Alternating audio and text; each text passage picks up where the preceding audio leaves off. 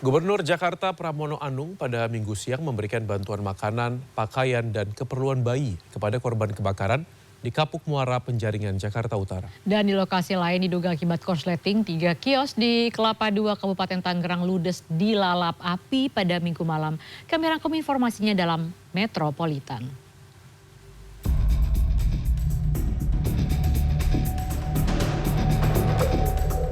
Tiga kios di Jalan Raya Legok, Kecamatan Kelapa II, Kabupaten Tangerang terbakar pada Minggu malam.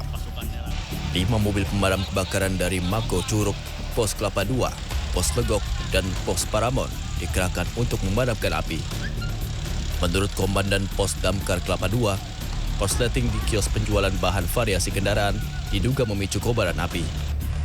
Api kemudian merambat ke kios mebel dan kios penjualan suku cadang mobil.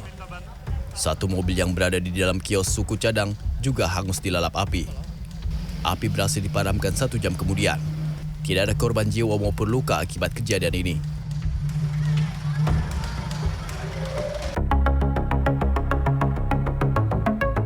Gubernur Jakarta Pramono Anung pada Minggu siang meninjau lokasi pengungsian korban kebakaran Kapuk Muara di Penjaringan, Jakarta Utara. Pramono pun menyerahkan bantuan makanan, pakaian, obat-obatan, dan keperluan bayi. Pramono menginstruksikan jajarannya untuk membantu para korban kebakaran yang hendak mengurus dokumen kependudukan, serta surat-surat penting lainnya yang ludes dilalap api. Dan saya sudah berkoordinasi dari kemarin dengan Bapak Wali Kota Jakarta Utara untuk ditangani maksimal. Maka pada hari ini seluruh kepala dinas, seluruh dinas yang ada di Balai Kota all out turun tangan, mulai dari Dinas Kesehatan, Sosial, Damkar, Satpol PP, Pendidikan, apalagi Kesehatan, Dukcapil, dan bagi keluarga atau korban yang ijazahnya, KTP-nya, ataupun apapun yang terbakar, saya minta untuk segera dibuatkan, diselesaikan. Untuk ini aja, untuk kebutuhan ini aja nih, bayi gitu, pempes, susu. Masih semuanya lah untuk ini kebutuhan si bayi. Iya, selimut semuanya pokoknya lah. Kalau rumah ibu habis? Saya bukannya punya rumah, cuman itu apa sih namanya, kontrak aja.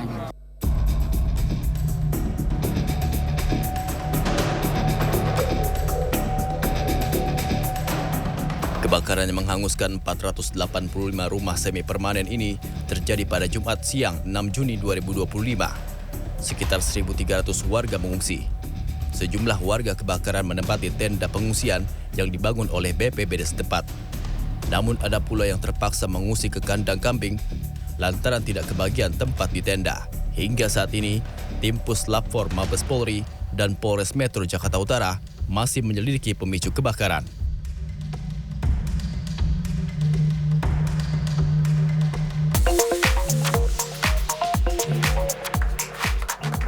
Minggu sore, Presiden RI ke-6 Susilo Bambang Yudhoyono meresmikan galeri seni lukis Stasa Galeri by Mas Dibio di daerah Ciater Serpong, Kota Tangerang Selatan.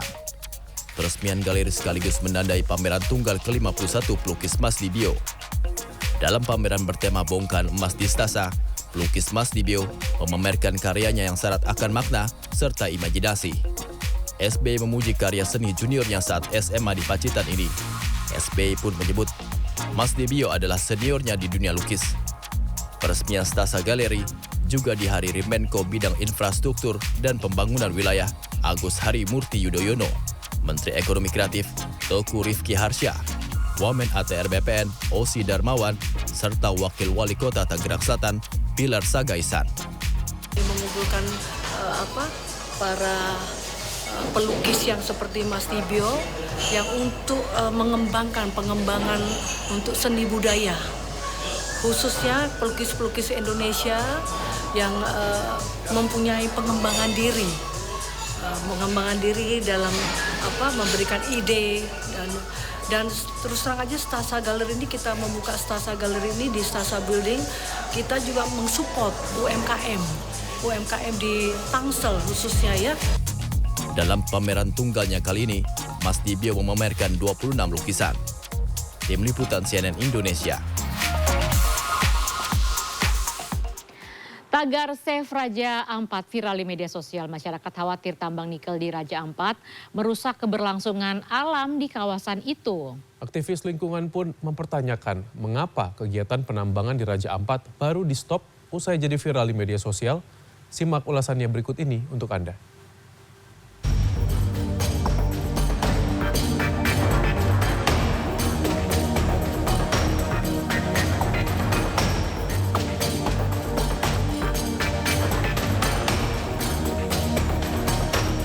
Kepulauan Raja Ampat di Papua Barat Daya menyimpan beragam kekayaan dan diakui UNESCO sebagai Global Geopark. Tak hanya karena keindahan alamnya dan habitat bagi setidaknya 75% spesies karang dunia, Raja Ampat juga menjadi rumah bagi masyarakat adat. Namun, beberapa hari belakangan, Raja Ampat menjadi sorotan. Di lini masa ramai unggahan disertai tagar Save Raja Ampat menyoroti kerusakan lingkungan di Raja Ampat diduga terdampak aktivitas tambang nikel. Dalam video yang beredar milik organisasi peduli lingkungan Greenpeace Indonesia, tampak beberapa pulau di Raja Ampat dipenuhi kegiatan pertambangan termasuk alat berat. Usai viral, Menteri Energi dan Sumber Daya Mineral (ESDM) Bahlil Lahadalia akhirnya merespon dan menyebut lokasi tambang nikel berada di Pulau Gag yang jaraknya hingga 40 km dari lokasi wisata. Pihak pemerhati lingkungan Greenpeace menyebut penambangan nikel di kawasan Raja Ampat terpantau tidak hanya di Pulau Gag saja, namun juga di Pulau Manuran dan Pulau Kawe. Greenpeace juga mempertanyakan kenapa tambang-tambang nikel itu mendapat izin dan baru di-stop setelah viral dan jadi sorotan publik. Proses-proses perizinan lainnya yang kemudian itu ada instrumen-instrumen pengawasannya gitu. Nah, instrumen-instrumen pengawasannya ini tidak jalan karena memang lagi-lagi ada apa dengan pemerintah gitu ya saat ini. Kemudian kenapa ketika viral baru kemudian ramai-ramai mengatakan bahwa kami akan melakukan tindakan-tindakan.